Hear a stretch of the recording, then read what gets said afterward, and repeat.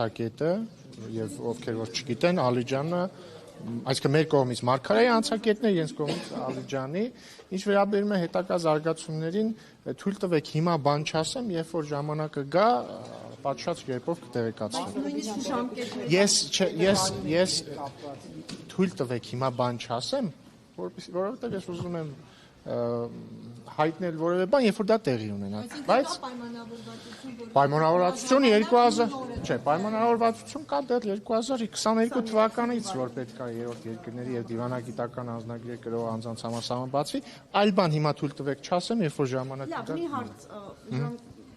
ժամկետների մասով չէ, բայց ազդակները կամ գործընթացը գնում է դեպի արագ այդ հարցի կարգավորումը։ Միայն կասեմ այն, որ հրապարակային է եւ տեսել եք, որ թուրքական կողմը վերականգնում է Ալիջանի անցակետը։ Պարոն Ռուբինյան, իսկ ինչպես եք վերաբերվում խորհրդանշական քայլերին այն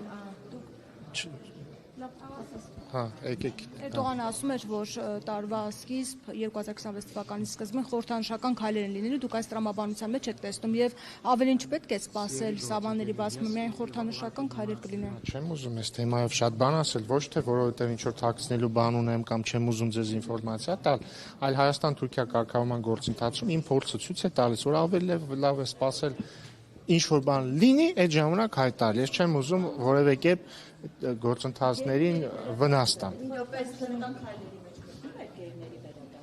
Գեյների վերադարձը Ադրբեջանից է եղել։ Պարոն Ռուբինյան, իսկ հնարավոր է երրորդ երկրների հետ սահմանի բացումը զուգորդի առհասարակ հայ-թուրքական սահմանի բացմամբ, թե ամեն դեպքում այս process-ը ենթադրվում է կամ տրամաբանությունը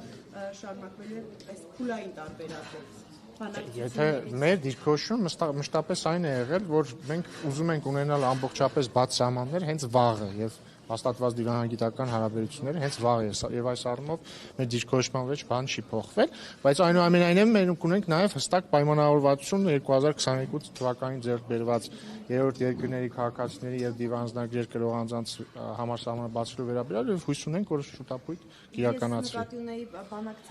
Այս թեմայով ես իսկ թվում է բավարար պատասխանեցի։ Պարոն Ռուբինյան, դուք որ ասում եք այս պահին չխոսեք, այսինքն ես նկատների Թուրքիայի հետ կա պայմանավորվածություն, որ չէ, մի րոպե լսեք ինչ եղեք, որ սահմանը որ օրը բացվի, հենց այդ օրը միաժամանակ անենք հայտարարություն։ Չէ, նման տեխնիկական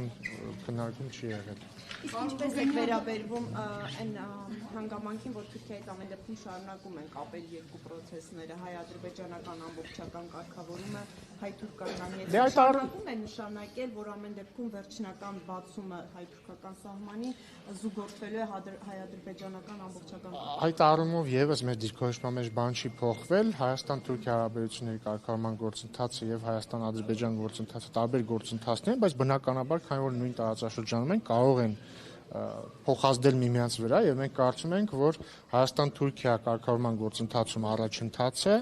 ոչ միայն չի վնասի Հայաստան-Ադրբեջան գործընթացին, այլ նաեւ կօգնի եւ նոր ազդակ կտա։ Բացի դա, չենք կարող նաեւ չնկատել, որ Հայաստան-Ադրբեջան գործընթացում ահռելի առաջընթաց կա օգոստոսի 8-ի հռչակագիրը խաղաղության վերաբերյալ, երկաթգծի առնվազն մասնակի ապաշրջափակումը եւ այսպես շարունակ եւ ընդհանուր առմամբ կարծում եմ գործընթացները բոլորը դրական ուղղությամբ են գնում եւ որոշ արդյունքներ արդեն տեսնում ենք եւ որոշ արդյունքներ կտեսնենք։ Իսկ դա նպաստեց պարոն Ռուբինյան, որ Թուրքիան սկսի քայլեր անել, այսինքն հայ-ադրբեջանական կարգավորումը նպաստեց, որ թուրքական կողմը սկսի տեղից շարժել են process-ը, որ արդեն 3 տարի։ Չգիտեմ, չեմ կարող ասել, կարևորն այն է, որ ամեն ինչ առաջ շարժվում է։ Պարոն Ռուբինյան, շարունակում են Թրիփը Զանգեզուրի միջանցք անվանել։ Հերթով էլի։ Իրանում տեղի ունեցող գործընթացների ո՞ր սցենարի դեպքում նույնիսկ սկսեք սկիզբը լավ չլսեց։ Իրանում հիմա տեղի ունեցողի հետ կապված ո՞ր սցենարի դեպքում